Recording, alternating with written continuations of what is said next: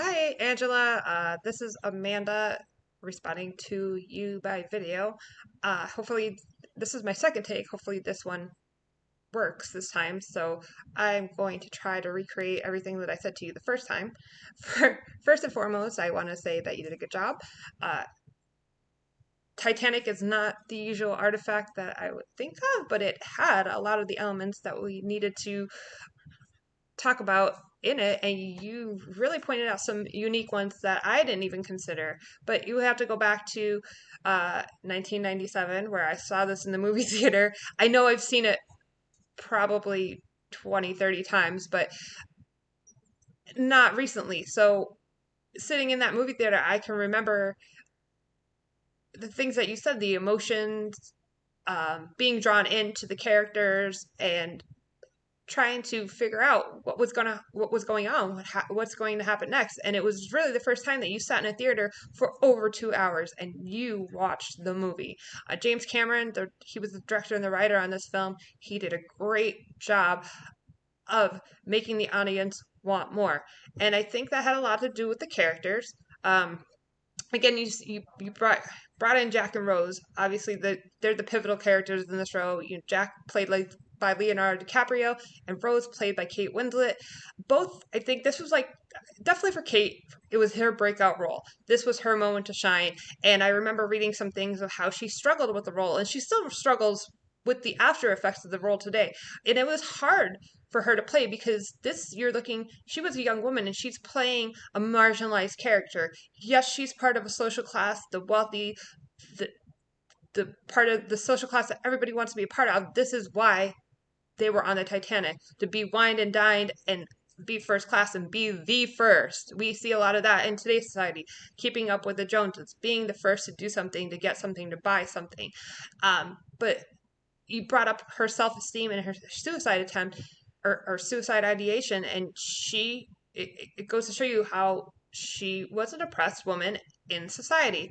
And she starts off by saying how she felt on that ship, and it was a ship of dreams to everyone else. To me, it was a slave ship, taking me back to America in chains. Outwardly, I was everything a well brought up girl should be. Inside, I was screaming. Not only that, it goes to show you how she conformed to her society. And in that, it made her miserable. And I think that's still relatable today. It was relatable in 1997. It's relatable today. More so, we see Leonardo DiCaprio, Jack, who has this overwhelmingly high self-esteem for being part of a marginalized population, poor socioeconomical civilization, and he's just trying to fit in as well. But he says, when you got nothing, you got nothing to lose. He is just gung ho to get on this ship and become a better person. And in the entanglement between Jack and Rose, they make each other better. And we see this pivotal moment where, you know, her self esteem goes up and she starts to rebel against her society. Another character that we didn't talk about, Molly Brown, played by Kathy Bates, loved it because she brought in an element where you really understood the difference between the social classes, and that it was almost humorous to try to want to be part of the wealthy because she's nouveau rich, right? So she's trying to conform with these social norms of the rich society, and she becomes a marginalized person because they know she is not part of that society. She is still the part of the poor, and she's faking it to making it. And she even says that. She tells Jack, remember, they love money, so pretend like you own a gold mine and you're in the club. Right there. It goes to show you a lot of how people still think, and I don't know if that was um, James Cameron's idea of bringing in elements of today or trying to keep it historically relevant, but nonetheless, you still learn a little bit, even if it is implicitly, um, especially when the ship is sinking and you see all the classes break down and everybody's part of the same society because they all just want to live, right? And you see First Officer Murdoch, played by Evan Stewart, he tells the one guy, "Your money can't save you any more than it can save me." So it's a come to fruition moment, and then at the end of the movie, Rose is a different person. We see pictures of her horseback riding, saddle side, and it's just, you did a really good job of making me think and bringing out the relevant elements in your presentation. The only thing is, you also reminded me that I need to change the battery in my smoke detector. So you might also want to do the same. I can hear the beep beep beep in your background, which I have mine unplugged right now, so hopefully we're good. Uh, the only thing I would think as far as having a thoughtful question is what do you think about